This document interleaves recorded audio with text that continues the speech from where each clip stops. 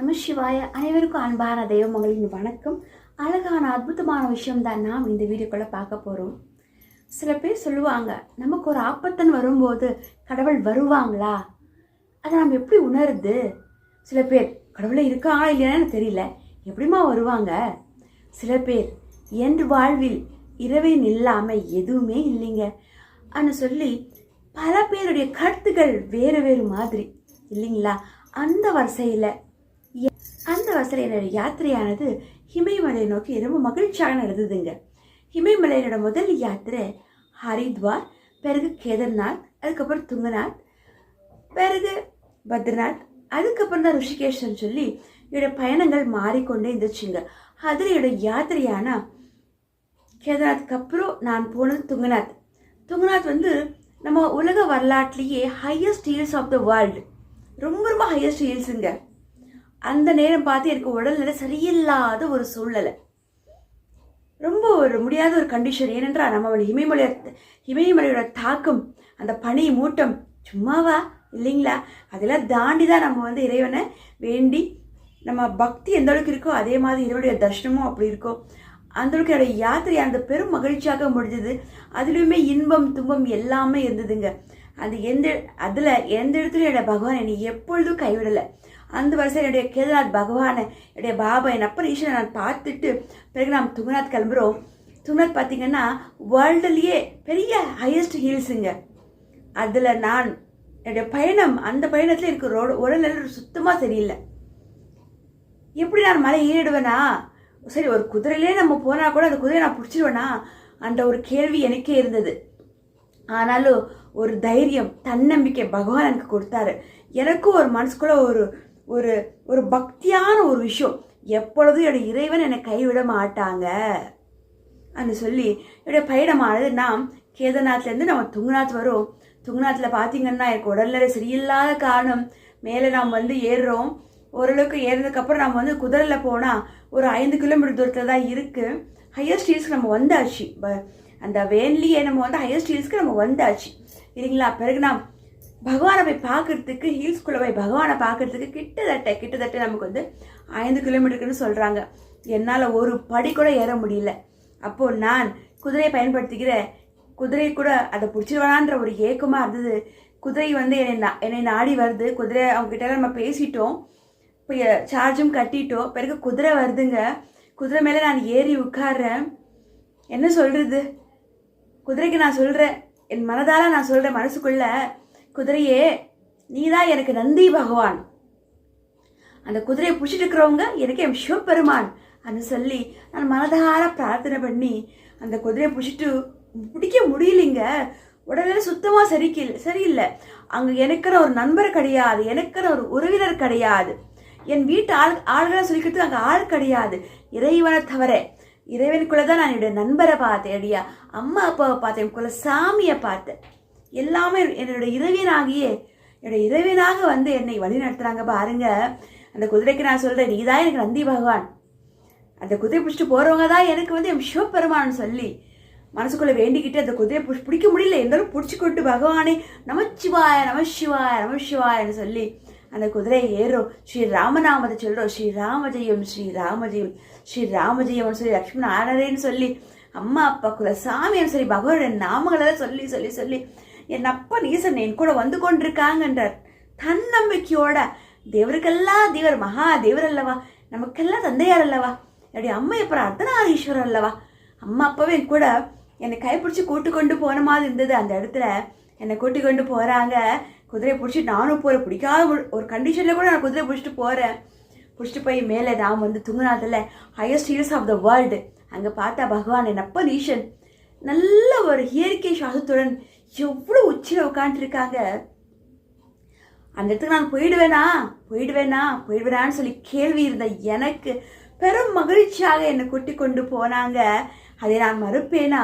எப்படியாப்பட்ட தரிசனம் துங்கநாத்தில் இல்லைங்களா. அந்த இடத்துல என்னுடைய மனமானது இயற்கை தாயே அம்மையப்பனே அவ்வளோ அழகாக நீங்கள் இங்கே இருக்கீங்களா, சாந்தி ஸ்வரூபினியாக இங்கே இருக்கீங்களா அப்படின்னு சொல்லி பகவானை மனமுறையில் நான் பிரார்த்தனை பண்ணுறேன். என்னை இங்கே கூட்டிகிட்டு வந்தீங்களா நீங்கள், நான் என்ன பாக்கியம் செஞ்சேன்னா இந்த இடத்துல இவ்வளோ ஹீல்ஸ் இவ்வளோ இதில் என்னை கூட்டு கொண்டு வந்திருக்கீங்கன்னு சொல்லி அவருக்கு நான் ரொம்ப ரொம்ப நன்றி சொன்னேங்க. பிறகு அங்கே வந்து துங்கநாத் பாபாவை பஞ்ச கேதாரில் ஒரு கேதார்நாத் ஆனால் துங்கநாத் பாபாவை எம் சிவபெருமானை அம்மை அர்த்தநாரீஸ்வரரை நான் பிரார்த்தனை பண்ணிட்டு அங்கே இருக்கக்கூடிய ரிஷிமார்கள் குருமார்கள் இயற்கைன்னு சொல்லி சாமின்னு சொல்லி அங்கே இருக்கிற எல்லா தேவர்களையும் நான் நல்லபடியாக பிரார்த்தனை பண்ணி மீண்டும் நான் வந்து குதிரையை பிடிச்சி இறங்கணும் இல்லைங்களா. மீண்டும் நான் வரேன், பகவானே நீயே துணை, எப்படியும் நான் மேலே கூட்டிகிட்டு வந்துட்டேன், திருப்பி அப்படியே நான் கீழே போகிறது அப்படின்னு சொல்லி பகவானை பிரார்த்தனை பண்ணுறேன்.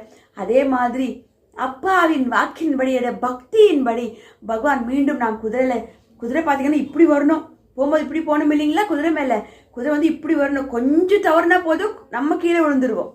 குதிரை அவ்வளோ அழகாக கூட்டி கொண்டு போகுது பாருங்க. அந்த குதிரையை நம்ம எப்பனா நான் நினச்சேங்க. அதை பிடிச்சி கொண்டு போனவங்களே நான் நந்தி பகவான் நினச்சேன். இந்த மாதிரி நந்தி பகவான் அவரை நான் நந்தி பகவானாகவும் அம்மைப்பன் அர்த்தநாரீஸ்வரராகவும் நான் நினச்சேங்க. அந்த குதிரையை அந்த பிடிச்சிட்டு போகிறவங்களும் பிறகு நாம் வந்து இப்படி பிடிச்சிட்டு வரணும், அந்த குதிரையை இப்படி தான் வரணும், ஹீல்ஸ் இறங்குது இல்லையே, இப்படி தான் வரணும். வரும் எவ்வளோ அழகாக என்னை கொட்டி கொண்டு வந்தாங்க. மனசுக்குள்ள தைரியம் தன்னம்பிக்கை என்னை விட்டு போகவே இல்லை. மனசுக்குள்ள பயம் இருந்தாலும் என் அப்பன் ஈசன் மகளே நீ ஒன்றும் கவலைப்படாத, நான் இருக்கேன் உனக்கு அப்படின்னு சொல்லி அந்த குதிரை பிடிச்சிட்டு என்னை பிடிச்சி வழி நடத்துறாரு இல்லைங்களா. அவங்க வந்து ஒரு சிறு வயசு பையன்தாங்க. அவங்களுக்கு ஒரு 18 இந்த கூட தான் இருக்கும், 18 வயசுக்குள்ள தான் இருக்கும். அந்த பையன் சொல்கிறேன், அம்மா நீங்கள் கவலைப்படாதீங்க நான் இருக்கேன், நீங்கள் பார்த்து பிடிச்சிட்டு மட்டும் போதும், இப்படி தான் பிடிக்கணும்னு சொல்லி நல்லா அந்த நியாக்கெல்லாம் நமக்கு சொல்லி கொடுக்குறாங்க. அதை பற்றி நான் எப்போ சிவநாமத்தை சொல்லிக்கொண்டே ராமநாமத்தை சொல்லிக்கொண்டே நம்ம சிவான்னு சொல்லிக்கொண்டே அந்த குதிரையை பிடிச்சிட்டு நம்ம வந்து கீழே இறங்குறோம். நான் எப்படி மேலே போனேன் எப்படி கீழே வந்தனே தெரியலங்க. அம்மையப்பனே அர்த்தநாரீஸ்வரரே எனக்கு கூட்டி கொண்டு போன மாதிரி இருந்தது. அவ்வளோ சந்தோஷமாக இருந்ததுங்க. பக்தியால் நாம் எதையும் ஜெயிக்கலான்றதுக்கு இது ஒரு பெரிய உதாரணம். என்னோட இமயமலை யாத்திரையில் துங்கநாத் யாத்திரை. ஏற்கனவே நீங்கள் வந்து ஹரித்வார் பிறகு கேதார்நாத் பாபாவை 12 ஜோதிர்லிங்கத்தில் ஒரு ஜோதிர்லிங்கமாக இருக்கக்கூடிய கேதார்நாத் பாபாவுடைய வீடியோ எல்லாம் சார் நீங்கள் பார்த்துருப்பீங்க. எல்லா வீடியோஸுமே நீங்கள் பார்த்துருப்பீங்க. அந்த பயண வீடியோகள் எல்லாம் எங்கள் யூடியூப்பில் இருக்குது, நீங்கள் பாருங்கள். அவ்வளோ சிரமம் அவ்வளோ சந்தோஷம் அந்த வீடியோலலாம் இருக்குது. இன்பம் துன்பம்னு சொல்லி எடிட்டிங் இல்லாமல் அந்த வீடியோ நம்ம கொடுத்துருப்போம். எப்படி நம்ம பயணம் பண்ணோம், எங்கே நம்ம எதெல்லாம் சந்திச்சோன்னு சொல்லி அந்த வீடியோலாம் இருக்கும். பிறகு கேதார்நாத்லேருந்து பிறகு நான் துங்கநாத் வரும்போது தான் இந்த ஒரு நிகழ்வு நடந்தது. அப்படி அவ்வளோ ஹையஸ்ட் மேலே நான் போயிடுவேன்னா போய் பஞ்ச கேதாரில் ஒரு கேதார்நாத் ஆனா துங்கநாத் பாபாவை நான் பார்த்துருவேன்னா அம்மையப்பன் அர்த்தநாரீஸ்வரரை நான் பார்த்துருவேனான்னு சொல்லி மனசுக்குள்ள ஒரு ஏக்கம் பயம் தன்னம்பிக்கை அங்கே போவேனன்ற அந்த இது கூட எனக்கு இல்லைங்க. ஆனால் எப்படியோ என் அப்பன் ஈசன் பக்திக்கு ஏற்ற மாதிரி மகளே வா நான் உன்னை கூட்டி கொண்டு போகிறேன்னு சொல்லி எத்தனை நேரத்தில் நான் அம்பாள் வேடமிட்டிருக்கிற மகா கும்பாபிஷேகத்தில் என் தாய் எனக்கு அம்மையாக வந்து ஒரு பக்கமும் என் அப்பன் ஈசன் மகளே நீ ஒன்றும் கவலைப்படாதே உன் தந்தை நான் இருக்கேன்னு சொல்லி என் தந்தையார் இந்த பக்கமும் அம்மையப்பனாக அர்த்தநாரீஸ்வரராக எனக்கு துணையாக இருந்து நந்தி பகவான் சமேத அந்த குதிரையே எனக்கு நந்தி பகவானுங்க அம்மையப்பனாக இருந்து என்னை வழி நடத்தி கூட்டி கொண்டு போகிறாங்க பாருங்க. 2 பேரும் அவ்வளோ அழகாக எனக்கு இந்த பக்கம் அம்மா இந்த பக்கம் அப்பான்ற மாதிரி நந்தி பகவான் இடையிலன்ற மாதிரி என்னை கூட்டி கொண்டு போனாங்க. அந்த நிகழ்வு அது அந்த சந்தோஷத்தை உணர்ந்த எனக்கு தானே தெரியும். இத்தனைக்கும் அந்த இடத்துல எனக்கு உடல்நிலை சுத்தமாக சரியில்லை. அந்த பயண வீடியோவில் நீங்கள் பார்ப்பீங்க உடல்நிலை எப்படி இருப்பேன் நான் ரொம்ப அந்த பனி காற்று எப்படி இருக்கும் இமயமலையோட தாக்கம் அது அக்டோபர் மாதத்தில் அந்த நிகழ்வை என்னால் மறக்க முடியுமா? நான் அவ்வளோ மேலே போயிடுவேனா பகவானை பார்த்துருவேனா சொன்ன கேள்வி இருந்த எனக்கு மகளே நாம் இருக்கோன்னு சொல்லி அம்மையப்பனாக அர்த்தநாரீஸ்வரராக என்னை வந்து கூட்டி கொண்டு போகிறாங்க. தர்ஷனம் காட்டிட்டு மீண்டும் கீழே கூட்டி வந்து குதிரை இப்படி வருதுங்க. அதை பிடிக்கிற சக்தி கூட எனக்கு இருக்காதுன்னு தெரியல. ஏதோ ஒரு பலம் ஏதோ ஒரு இது நான் இருக்கேன் மகளை கவலைப்படலைன்னு சொல்லி என் குல சாமியாக என் தாய் தந்தை வந்து என்னை கூட்டி கொண்டு கீழே வந்து விடுறாங்க. எண்ணற்ற பாக்கியம் பெரும் மகிழ்ச்சியாக நான் நினச்சேங்க. என்னுடைய துங்கநாத் யாத்திரை கண்டிப்பாங்க.